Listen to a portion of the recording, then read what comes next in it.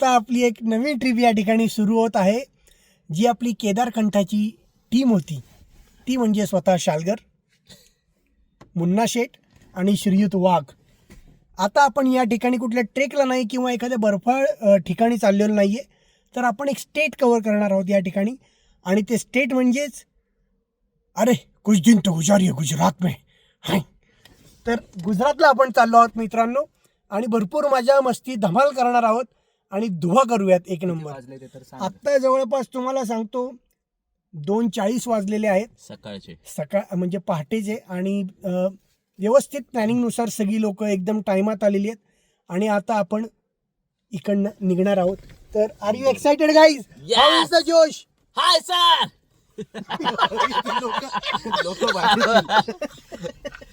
अरे इंदोर पण सोसायटीतनं मी दखल करते त्याला. नाही, इंदोर तर येणारच आहे. हळूहळू एक एक सरप्राईज तुम्हाला मिळतील आणि पदोपदी मी तुम्हाला अपडेट देतच राहील. धन्यवाद. थँक्यू. गणपती बाप्पा मोरया. मंगल मूर्ती मोरया. लवकरच आपण या ठिकाणी आपल्या पहिल्या डेस्टिनेशनला पोहोचत आहोत. तर मित्रांनो, 3-3.5 तास खतरनाक अशा ट्रॅफिकशी झुंज देत आम्ही फायनली 12.5 तास कंटिन्यू ड्राईव्ह करत आपल्या पहिल्या डेस्टिनेशनला पोहोचलेलो आहोत. तर लवकरच मी तुम्हाला ते डेस्टिनेशन रिव्हील करत आहे. मित्रांनो, कसा होता प्रवास? मस्त, मजा आली खूप. चला ग्रेट, पाहूयात आपलं पहिलं डेस्टिनेशन. मित्रांनो, थोडी वेळ न दवडता मी या ठिकाणी आपलं पहिलं डेस्टिनेशन रिव्हील करत आहे आणि ते म्हणजे आहे स्टॅच्यू ऑफ युनिटी. आणि तुम्ही समोर पाहू शकता हा लोहपुरुष म्हणजेच सरदार वल्लभभाई पटेल, आपल्या देशाचे प्रथम उपपंतप्रधान. जगातील सगळ्यात उंच पुतळा म्हणून या पुतळ्याची गणना आहे आणि ही आपल्या भारतासाठी नक्कीच गौरवास्पद गोष्ट आहे. संपूर्ण देशाला एकत्र करण्यासाठी या माणसाचा सिंहाचा वाटा असल्याकारणाने स्टॅच्यू ऑफ युनिटी हे नाव अतिशय शोभतं या पुतळ्यासाठी. आणि अतिशय उत्तम असं वातावरण आणि जबरदस्त वाईब या ठिकाणी आहे. या पुतळ्याची हाईट 182 मीटर असून 135 मेट्रिक टन लोह या ठिकाणी वापरण्यात आलेला आहे आणि 70,000 टन सिमेंट या पुतळ्यासाठी वापरण्यात आलेलं आहे. खरं तर म्हणतात एखादी गोष्ट डोळ्यात साठवून घ्यावी, पण हा पुतळा इतका उंच आहे की हा डोळ्यात साठत नाही आहे. हा असा एक चमत्कारिक पुतळा या ठिकाणी आपण पाहू शकतो. अतिशय जबरदस्त फील मित्रांनो, अतिशय जबरदस्त. मित्रांनो, स्टॅच्यू ऑफ युनिटीला पर पर्सन 1100 रुपये तिकीट असून 5 मेन पॉईंट्स आपण या ठिकाणी एक्सप्लोअर करू शकतो. ते म्हणजे म्युझियम, फ्लॉवर व्हॅली, जंगल सफारी, लेझर शो आणि माझा सगळ्यात फेवरेट म्हणजे सरदार लेक व्ह्यू पॉईंट. आणि तो पॉईंट आहे पुतळ्याच्या 45th फ्लोअरला, म्हणजे या ठिकाणी. चला आता लवकरच मी तुम्हाला तिकडनं सरदार लेक व्ह्यू दाखवणार आहे. Let's go. मित्रांनो, आपण आत्ता उपस्थित आहोत inside of statue of unity. लिफ्टमधून आपण वर येऊन हा एक विहंगम नजारा पाहत आहोत. या स्पॉटचं नाव आहे सरदार लेक व्ह्यू पॉइंट. काय जबरदस्त लेवलची इंजिनिअरिंग या ठिकाणी करण्यात आली आहे. हे पाहून खरंच थक्क होतोय सिरियसली. Statue of unity. तर मित्रांनो, अतिशय छान असा एक्सपिरियन्स स्टॅच्यू ऑफ युनिटीला. पहिलाच दिवस ट्रिपचा अतिशय भारी गेला, खूप जास्त मजा आली. आणि आता उद्या आपण निघणार आहोत जुनागडकडे आणि उद्याच रात्री आपण गिरनारची चढाई त्या ठिकाणी करणार आहोत. तात्पुरती रजा घेतो. मित्रांनो, गिरनारकडे जात असताना आपण राजकोट मार्गे चाललो आहोत, म्हणून राजकोटमधील हे एक डेस्टिनेशन आपण कंप्लीट करत आहोत आणि ते म्हणजे राजकोट प्राणी संग्रहालय, प्रद्युम्न पार्क. तर मित्रांनो, दुसऱ्या दिवसाची सुरुवात ही आपली एक प्रद्युम्न पार्क या डेस्टिनेशननी होत आहे. तरी एका गोष्टीचा निषेध मला या ठिकाणी करायचा आहे की जेव्हा मी सकाळी गाडी चालवत येत होतो त्यावेळेस मला मित्राची वागणूक न मिळता एका ड्रायव्हरची वागणूक मिळाली. मित्रांनो, हे दोघेही गाडीत झोपतायत आणि मी एकटा गाडी चालवतोय, हे मला मान्य नाही. इथून पुढं असं झाल्यास त्यांना परिणामांना सामोरं जावं लागेल. हा धमकीवाजा इशारा त्यांनी माझा समजावा. दंडाला काळी फीत बांधतो. झोपणार आहात का पुन्हा? यस. मित्रांनो, तुम्ही समोर पाहू शकता इंडियन वुल्फ म्हणजेच कोल्हा. आणि जर तुम्हाला लांडगा पाहायचा असेल तर हा बघा या ठिकाणी. तुझ्यासारखे लांडगे नंबर. या ठिकाणी तुम्ही पाहू शकता सिंह आणि सिंहीण त्या ठिकाणी आहेत. जबरदस्त. वाव. हे पाहू शकता तुम्ही बंदिस्त सिंह आणि सिंहीण. पण जर तुम्हाला मोकळा सिंह पाहायचा असेल तर हा पहा.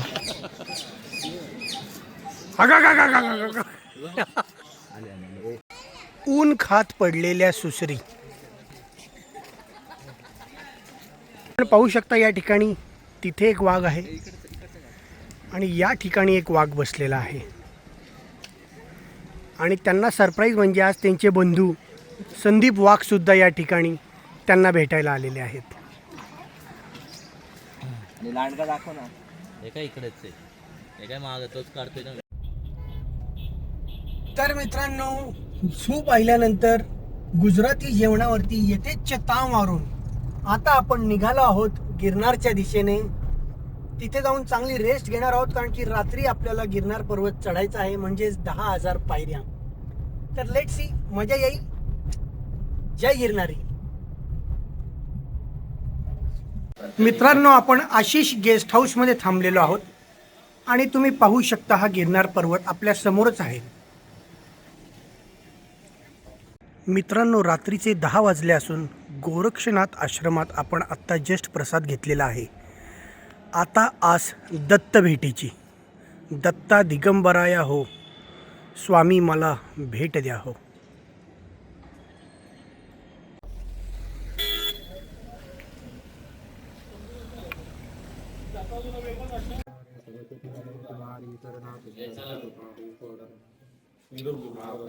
मित्रांनो, फायनली तो क्षण आला आहे जिथे आपण दत्त दर्शनासाठी वर चढण्यास सुरुवात केली आहे. हा आपला टप्पा आहे 10,000 पायऱ्यांचा.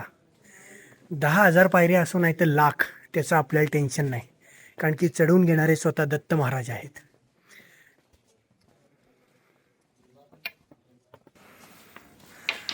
रात्रीचे 12:40 झाले असून आता आपली चढाई सुरू झालेली आहे. आजूबाजूने हे घनदाट जंगल आणि ह्या पायऱ्या, असा हा प्रवास सुरू झाला आहे. पहिला स्टॉप घेतला आहे या ठिकाणी. प्रत्येक 1,000-1,500 पायऱ्यानंतर आपण एक छोटासा स्टॉप घेणार आहोत. जय गिरनार. जय गिरनार. जय गिरनारी. मित्रांनो, या ठिकाणी 2 वाजले असून 3,500 ते 4,000 पायऱ्या आपल्या कंप्लीट झाल्या आहेत. आणि हा पाहू शकता तुम्ही चमचमता नजारा. मित्रांनो, या ठिकाणी समोर तुम्ही पाहू शकता आले आहे दत्त मंदिर. आत्ता आपण पोहोचलो आहोत रोपवे पाशी. ट्रिपची चर्चा चालू झाली त्यावेळेस चर्चेमध्ये विषय निघाला की आपण रोपवेनी जायचं का, असा विषय चुकून डोकावला. पण शालगर, वाघ आणि मुन्ना या तिघांच्या मनातून एकच शब्द त्रिवार बाहेर आला आणि तो म्हणजे नाही नाही नाही. जायचं तर पायऱ्यांनीच जायचं आणि दत्त महाराजांचं दर्शन घ्यायचं. गोरक्षनाथ पादुकांचे दर्शन घेऊन आता आपण पुढे चाललो आहोत. श्री गुरु दत्तात्रय चरण पादुकांकडे जाण्याचा शेवटचा टप्पा. दत्त दत्त दत्त दत्त. मित्रांनो, फायनली आपण मंदिरापाशी पोहोचलेलो आहोत. 4:05 झालेली आहेत आणि हा अनुभव शब्दात मांडणं अतिशय कठीण. खूपच अविस्मरणीय असा अनुभव होता आणि आपण 3.5 तासात सद्गुरू कृपे मंदिरापाशी पोहोचलेलो आहोत.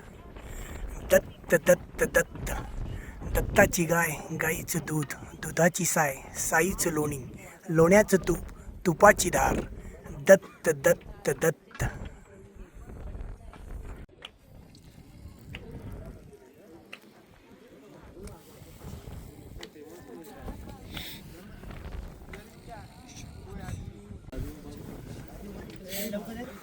या ठिकाणी भटजींचे आगमन झालेले आहे.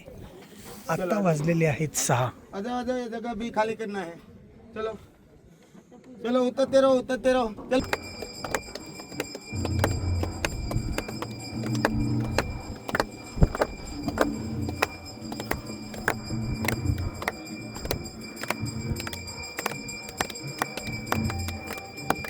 गिरनार पर्वतावरून दर्शन घेतल्यानंतर दिसलेले हे विहंगम दृश्य. मित्रांनो, दर्शन कसं झालं त्याचं मी काय वर्णन करू. सिरियसली 4-5 वाजता आम्ही तिथे पोचलो होतो.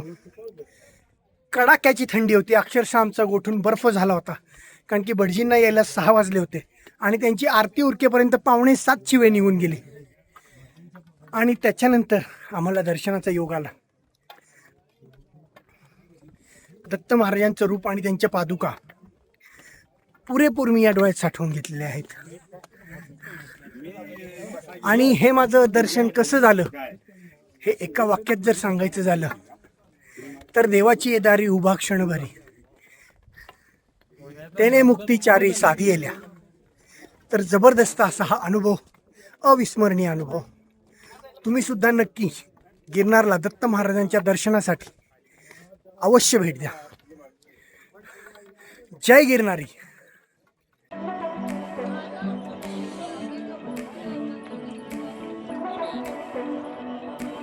मित्रांनो, गिरनारचं दर्शन झाल्यानंतर आता आपण जुनागड येथील पेटलच्या हॉटेलमध्ये गुजराती थाळीचा आस्वाद घेणार आहोत आणि आपल्या पुढच्या डेस्टिनेशनकडे निघणार आहोत, ते म्हणजे देवलिया पार्क. Let see. यथेच्छ ताव. मित्रांनो, या ठिकाणी आपण पोहोचलो आहोत देवालिया पार्कला. आणि देवालिया पार्कला आपण दुसरं तिसरं काही नाही तर जिप्सीतून लायन्स पाहायला आलोय. मित्रांनो, लेट्स स्टार्ट द राईड नाव. मित्रांनो, या ठिकाणी आपली जिप्सी आलेली आहे आणि आता आपण जाणार आहोत जंगलाचा राजा पाहण्यासाठी. Let's go. मित्रांनो, काय म्हणताय, कसं वाटतंय? भारी वाटतंय, मस्त वाटतंय एकदम. आज फर्स्ट टाइम चाललोय बघायला. हो ना, आपण बागेत बघितले. मी तर लाईफ मध्ये फर्स्ट टाइम पाहिले सिंह आणि सिंह बागेतले, पण हा अनुभव काहीतरी जबरदस्त असणार आहे 100%. मजा येणार आहे, मजा येणार आहे. Yes yes yes. जीप लावून ना.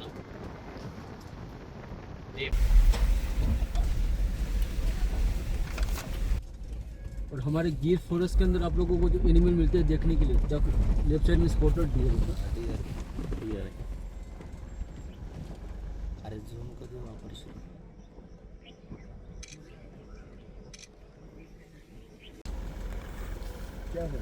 नीलगाय, अँटिलोप.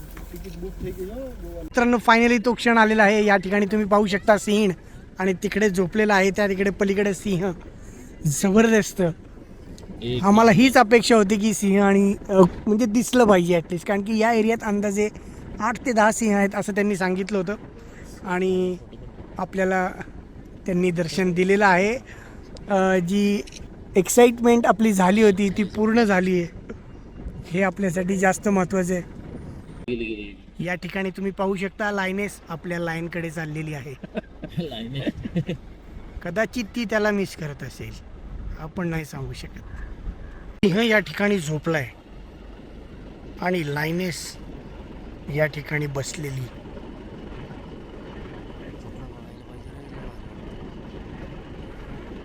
तिचे निरीक्षण चालू आहे. काय एखादं सावज आपल्याला गावतंय का, या आशेने ती तिथं बसलेली आहे की मी माझ्या राजाला 2 आज घास खाऊ घालू शकेल. त्यासाठी ती कष्ट घेते.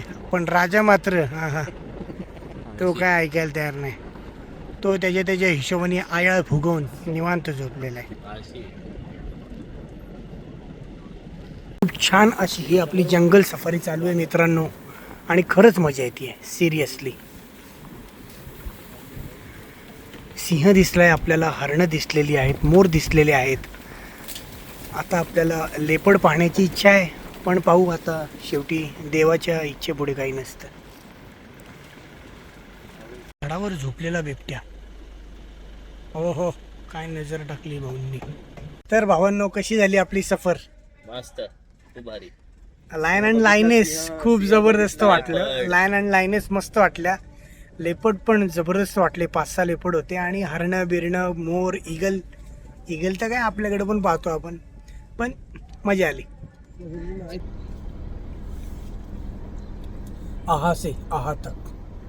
जेव्हा आम्ही देवालिया गीर पार्कमध्ये गेलो होतो आणि जेव्हा आम्ही सगळे प्राणी पाहिले त्यावेळेस ॲक्च्युली माझ्या मोबाईलची कॅपॅसिटी 8K व्हिडिओ रेकॉर्डिंगपर्यंत होती. कॅमेरा मेगापिक्सेल 50 आणि 200पर्यंत होते. पण I am sorry S25 ultra, कारण माझी चूक झाली आणि मी विसरलो आणि घाई गडबडीत मी जसं आहे तसं शूट केलं, नाही तर क्वालिटी खूप बेस्ट आली असती.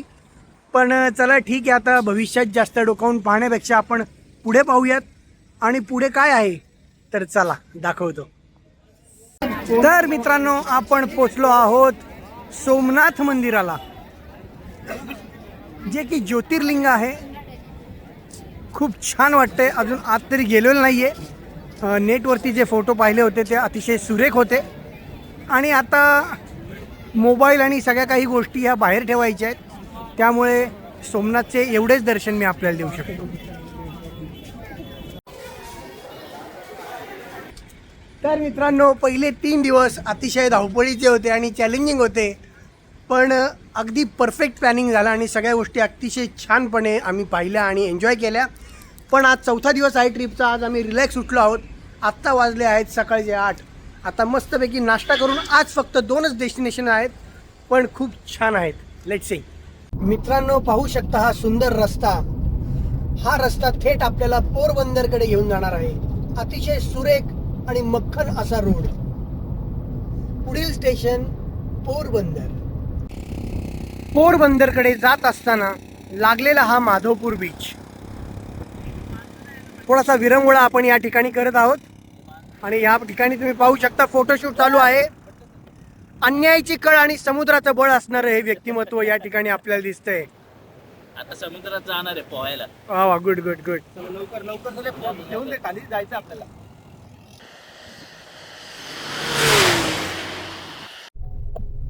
मित्रांनो, तर पोरबंदरच्या पहिल्या डेस्टिनेशनला आपण पोहोचत आहोत आणि ते डेस्टिनेशन म्हणजे कीर्ती मंदिर, जेथे महात्मा गांधी यांचा जन्म झाला आहे. हीच ती जागा मित्रांनो, ज्या ठिकाणी त्या महान आत्म्याचा जन्म झाला, मोहनदास करमचंद गांधी. मित्रांनो, या ठिकाणी तुम्ही पाहू शकता गांधीजींचा चरखा.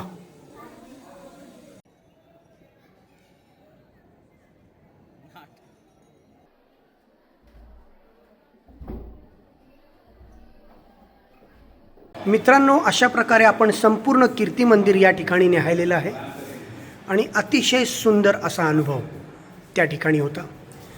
आणि विशेष म्हणजे मी महात्मा गांधींबद्दल काहीच माहिती तुम्हाला देणार नाही आहे, पण जर तुम्हाला वाटत असेल की मी ती माहिती द्यावी तर तुम्ही त्या ठिकाणी समजून जा की तुमचं वाचन फारच कमी पडते. वंदे में था दम, वंदे मातरम. महात्मा गांधी यांचा विषय निघाला आणि त्यांच्या 3 माकडांचा विषय नाही निघाला तर ही नाइंसाफी असेल मित्रांनो. पण या ठिकाणी आपल्याला 2च माकडं दिसत आहेत. Oh no. मित्रांनो, पोरबंदरमधील दुसरे डेस्टिनेशन ते म्हणजेच सुदामा मंदिर. खरं तर कुठलंच दुसरं डेस्टिनेशन या ठिकाणचं फायनल नव्हतं, पण हे डेस्टिनेशन का निवडलं याचं विशेष कारण म्हणजेच याच्यानंतरचं थेट आपलं जे डेस्टिनेशन आहे पुढचं ते म्हणजे आहे द्वारका. डिरेक्टली आपण श्रीकृष्णाच्या दर्शनासाठी इथून पुढे चाललो आहोत. आणि जर आधी आपण सुदामाला भेटलो असू तर नक्कीच श्रीकृष्णाची कृपादृष्टी आपल्यावर जास्त होईल.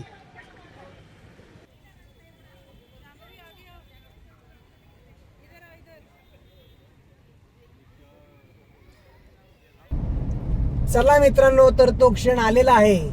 आता भेट द्वारकाधीश श्रीकृष्ण यांची. द्वारका नगरीत आपले सहर्ष स्वागत आहे मित्रांनो. विशेष आनंद या गोष्टीचा होत आहे की आपण थेट सुदामा मंदिरातून श्रीकृष्ण दर्शनासाठी द्वारकेत पोहोचलो आहोत. तर सुदामाचे पोहेच जणू आपण घेऊन श्रीकृष्णाचे दर्शन घेण्यासाठी या ठिकाणी आलो आहोत, या गोष्टीचा मला भास होत आहे. आता आस श्रीकृष्ण दर्शनाची. मित्रांनो, या ठिकाणी श्रीकृष्णाचं दर्शन घेऊन आपण आपल्या परतीच्या मार्गाला लागलो आहोत. ऑफकोर्स माझ्याकडे कॅमेरा नव्हता, आतमध्ये मोबाईलची परवानगी नव्हती, म्हणून मी आतमधलं तुम्हाला काही दाखवू नाही शकलो. पण तुम्हाला सांगतो, दर्शन हे अक्षरशः डोळ्याची पारणी फिटली. आणि खरंच सांगायचं झालं तर दर्शन घेतल्यानंतर 1-2 मिनिटांनी डोळ्यातनं घळाघळा अश्रू वाहिले. इतका जबरदस्त काय आनंद तो झाला, एक वेगळीच मजा आली सिरियसली. आणि मंदिरामध्ये जी वाईब होती आणि जे भक्तिपूर्ण म्हणजे वातावरण होतं, जबरदस्त. म्हणजे खूप वर्थ होतं इथं येणं आणि दर्शन घेणं. सोमनाथला सुद्धा आतमध्ये मोबाईलची परवानगी नव्हती, इथे पण नव्हती. पण खरं तर या ठिकाणी येऊन स्वतः तो अनुभव घेण्यासाठी ही स्थळं खरंच खूप भारी आहेत. परमेश्वराचा सगळ्यात व्हायब्रंट अवतार म्हणजे श्रीकृष्ण, आणि त्याचं दर्शन घेतल्यानंतर खरंच डोळ्याची पारणी फिटली मित्रांनो. तर आज आपल्या ट्रिपचा 4था दिवस या ठिकाणी संपत आहे.